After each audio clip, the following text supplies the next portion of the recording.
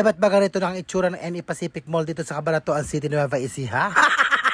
So, hello Philippines and hello world. Another day, another vlog. At eto nga at samahan nyo ako dito. Si Maron nga ayaw sumama, nagpunta sa bahay ng kanyang lola. Sabi ko kasi sa kanya, saglit lang ako at bibili lang ako ng mga regalo. Ganun. Kasi nga kasalukuyan ako nagpapagawa ng pintuan sa aking baha. Sobrang luma na kasi.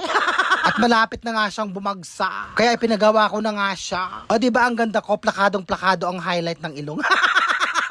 Diyos ko, puro gastos, nakakaloka. Hindi naman kasi pwede hindi ko ipagawa yung pintuan ko. Baka lang nga yung ipinalagay ko para hindi mabulo. Eh paano kasi nababasa kapag umuula? So ayun nga at dumako tayo dito sa mga bag. Oh Diyos ko Lord, napagkamahal-mahal na pala ng mga ganito. Dati napakamura lang nito ba't ngayon napakamahal na?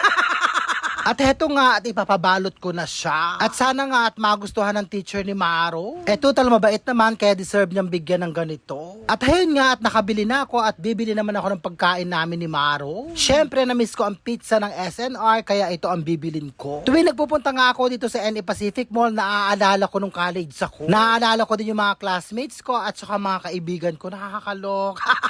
Nakakamiss. Halos araw-araw nandito ako nung araw. Kasi nga dito ako kumakain noon. Syempre, libot-libot ng konti. At tumatambay na rin, gano'n. O yung mga kaibigan ko dyan, di ba na-miss to? Di ba nakakamiss ang NE Pacific Mall? Kaya lang hindi na masyadong matao katulad noon. Paano kasi napakadami ng mall dito sa Cabanatuan? Kaya nahati-hati na yung mga tao. Dati nung kapanahunan ko, punong-puno yan. At napakasayang lumibot dyan, lalo na sa gilid. O alam nyo na yon yung side street. Yun ang tambayan ng mga estudyante. Meron pa din naman hanggang ngayon yon, kaya lang hindi na masyadong matao. Hindi nga kagaya nung araw. So heto nga at pauwi na ako ng Santa Rosa niya. Nag-tricycle na nga ako, paano na pagkatagal-tagal nung jeep? Abay pupunuin pa yata, kaya bumaba na ako at lumipat dito sa tricycle. Pagkatapos nga dumaan pa ako dito sa New Star. At meron pa nga akong bibilin dito. O paano yan, hanggang sa muli. I love you all and I thank you.